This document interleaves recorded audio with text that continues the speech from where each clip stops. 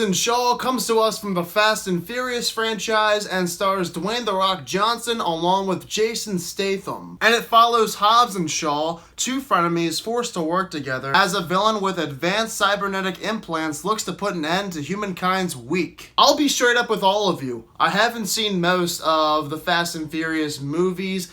I believe I saw the first one about once or twice, and for whatever reason, I've seen Too Fast, Too Furious close to about 20 times in my life. I guess it's because my brothers owned the DVD for that movie, and I loved it growing up, so that's the only one I've seen multiple times. Considering I have not seen any of the new Fast and Furious movies, I was happy to go ahead and check out Hobbs and Shaw because this is not a part of those movies per se. This is its own movie. And immediately one of the biggest praises I have out of the gate for Hobbs and Shaw is how I don't necessarily have to watch the other Fast and Furious movies before seeing this film. Sure, there are a few things they say that allude to the other Fast and Furious movies, but for the most part, it's kept to a minimum, and I really appreciated that. Overall, Hobbs and Shaw blew me away.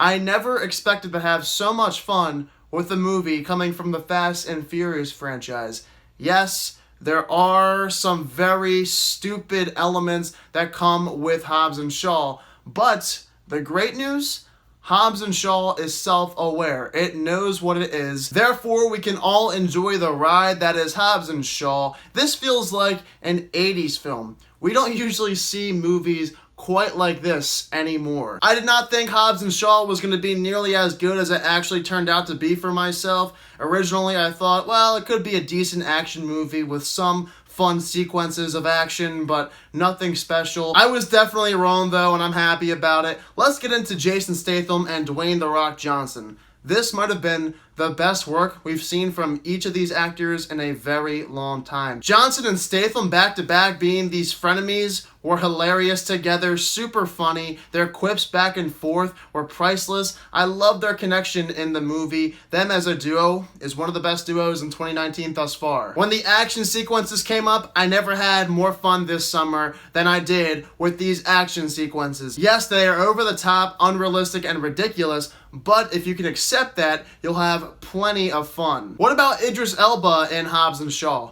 I loved Idris Elba as the main villain in this movie. I thought that he flourished in this role. You can tell he's having a lot of fun with it. I love him as villains in films, and I hope he plays more villains in the future.